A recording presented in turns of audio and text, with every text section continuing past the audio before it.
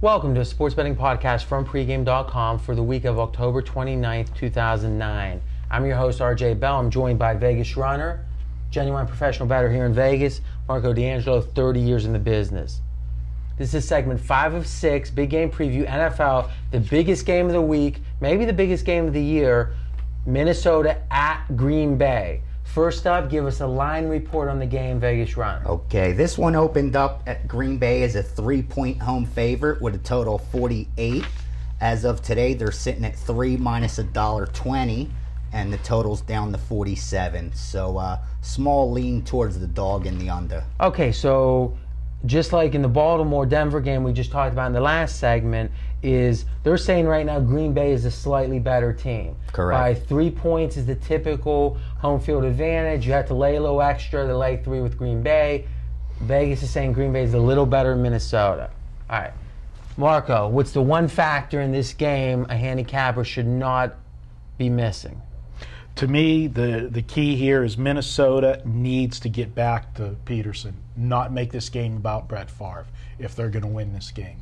Get back to, which assumes they haven't been with having Peterson be the focus. What in your mind, when's that been that he has? The last couple games, I think they've relied more on Favre.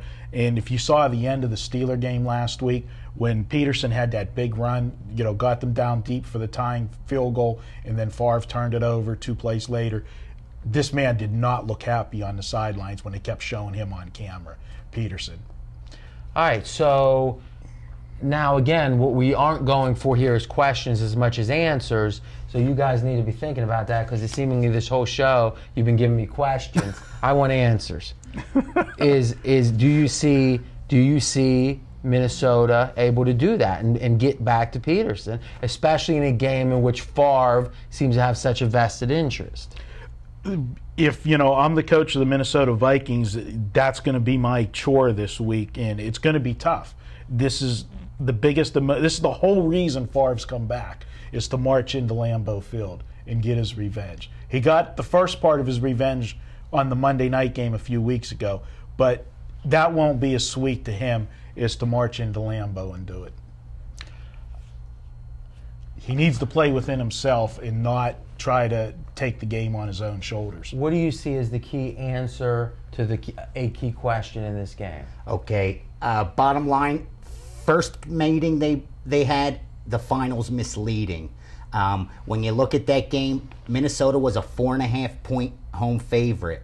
When you take away for home field and you look at what this line is here, I believe even the odds makers agree with me, because according to what that number was, Green Bay shouldn't be 3 minus 120. Well, they're saying 1.5 points better. So Minnesota was considered 1.5 points better. Now Minnesota is considered to be slightly inferior. So there seems to be a shift. And they're 6-1, and they beat them. All right, so it could be a couple things. Is relatively Minnesota is considered to be less, or compared to Green Bay, is Green Bay has relatively gotten better, or was there a situation in that first game that was somehow extraordinary? Yeah, I think that first game, what happened was Green Bay was not able to convert in the red zone, while Minnesota was able to get the job done. Minnesota was 100% 3 for 3 when they got inside the red zone, while each time Green Bay got in the red zone, they came away with 0 points. That was the difference. They were able to move the ball up and down the field. They just weren't able to generate points from it when it mattered. I think at home,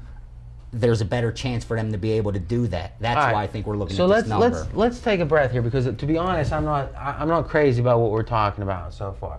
We sound like a regular radio show, to be honest. So let's perk up and tell me something as a bettor that I need to know here, because I'm hearing shit that I'm hearing on Colin Cowherd. What are the factors here? What's the handicap in this game? The handicap in this game, one point that you talked about the line, though, consider that first game, the line opened at 3, and the public bet it to 4.5 because of the Favre mystique on Monday Night Football. So, I mean, the true line opened at 3. But that was good point. But that was bet up fairly quickly, And at this point where we're taping later day Wednesday, the line had made most of its move. Or it certainly got past 3 and was in the 3.5, 4. I think it might have went to 4.5 on Sunday or on Monday last week. Right. So now what I look at as a key factor in this game is the Green Bay offensive line. That's kind of, you talk about old school handicapping, Marco, is handicapping 101 is that if the offensive line is shuffled up, the effect is much greater than what the public thinks. If the quarterback's out, everyone reacts to it. But if the center's out, people don't tend to react, but the wise guys do. Green Bay had 3 positions changed off of 1 injury in that game. And my understanding is they're back to full strength this week, and which makes me think this isn't the same team. This Green Bay team, because of that O-line difference, isn't the same team. Does that sound right to you guys? I agree, because in that first game, what did we see? Neither team, though, ran the ball. I mean, Minnesota had 63 yards rushing with Adrian Peterson as the best back in the NFL, and Green Bay only had 82. So nobody ran the ball that night in Minnesota. And it was all done through Rodgers the air. had a very good game passing. He threw 350 yards. You know, he made a mistake in the red zone. He turned one over, and they got stopped on a 4th down inside the 3. They applied 0 pressure to Favre, no sacks. Rodgers was on his back 4 times, and that goes back to what RJ said, the offensive line problems. They gave up 4 sacks that night. With the offensive line healthy, if they're intact. And that's the question. Let's wrap this game up in a bow. If you believe the offensive line issues Green Bay had in the first game were significant and were a big factor in the game, then it makes sense that now Green Bay is considered to be slightly better, but let's call it neutral at -3 or call it even. If you believe that that's a bunch of baloney and that Minnesota's the better team, you gotta love Minnesota here. So, and that, as a listener, you guys got to assess is who's the better team, pick them. And because at -3, it's pretty much what it comes down to. Minnesota showed itself to be the better team in the first matchup. The question is, was the offensive line the reason? It was a big part of it. I hate to use this phrase this early in the season, but this is a must-win game for Green Bay. Because if Minnesota goes to 7-1 and Green Bay drops to 4-3, having lost 2 games to Minnesota, they have the tiebreaker. The division's over. That's a good point. So we know everyone's motivated here. Go ahead. The only thing, don't forget, Minnesota's coming off 2 very tough games, Baltimore and Pittsburgh. All right. Green Bay's been on vacation. They've been beating up Cleveland and Detroit, not even allowing a touchdown to either of them teams. So there's another factor, and now we're getting into some stuff. There's another factor is the tough 2. And remember, Marco, one of your classic, and hit us with it.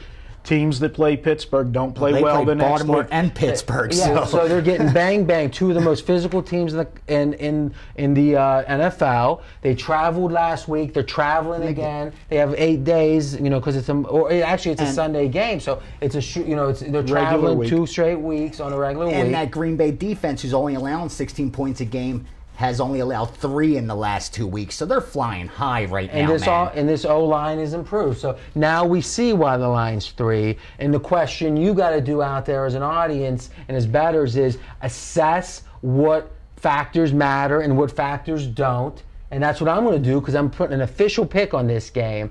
I think the Green Bay offensive line was a huge factor. But I also think Favre is going to have trouble emotionally taking a back seat. He threw some interceptions. He was stripped and threw an interception against the Steelers. He's going to want to redeem himself. He's going to want to not redeem himself, but establish that he's still a dominant quarterback in Green Bay.